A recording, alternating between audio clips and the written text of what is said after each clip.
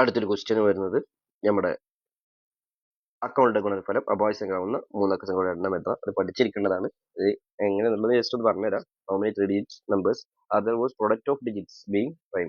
ഇതാണ് ക്വസ്റ്റ്യൻ ഉള്ളത്. അപ്പോൾ ഈ ഒരു ക്വസ്റ്റ്യൻ നമ്മൾ മനസ്സിലാക്കേണ്ട ക്വസ്റ്റ്യൻ ആണ്, അല്ലെങ്കിൽ പഠിച്ചിരിക്കേണ്ട ക്വസ്റ്റ്യൻ ആണ്. നമുക്കറിയാം ഇപ്പോൾ എന്താണ് 3 ഡിജിറ്റ് നമ്പർ അല്ലെ, എന്താണ് 100 100 സ്റ്റാർട്ട് ചെയ്യുന്നത്. അപ്പോൾ ഇത് മൂന്നും മൾട്ടിപ്ലൈ ചെയ്താൽ ക്വസ്റ്റ്യൻ ഇങ്ങനെ വരും, 100 ഇൻറ്റു 0 ഇൻറ്റു 0, ആൻസർ 0 കിട്ടും. 0 പ്രൈം നമ്പർ അല്ല. ഇനി അടുത്ത 101 അല്ലെ, സ്വാഭാവികമായിട്ടും 1 ഇൻറ്റു 0 ഇൻറ്റു 1, ഇവിടെ 0 വരുമ്പോൾ ആൻസർ 0 ആവും. അതായത് 110 വരെ 0 ആയിക്കാണ് ആൻസർ വരിക. പിന്നെ 111 ആൻസർ 1 വരിക. പിന്നെ ഫസ്റ്റ് നമ്പർ 112 അല്ലെ, നമുക്ക് നോക്കാം 1 ഇൻറ്റു 1 ഇൻറ്റു 2, 1 ഇൻറ്റു 1 ഇൻറ്റു 2 എന്ന് പറഞ്ഞാൽ ആൻസർ 2 ആണ്.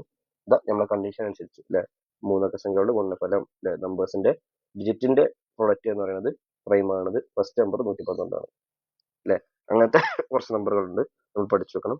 112, 113 അതിൽ വരും, 115 അതിൽ വരും, അതേപോലെ തന്നെ 117 അല്ലെ, ഏറ്റവും കൂടുതൽ അവിടെ തന്നെയാണ് വരിക.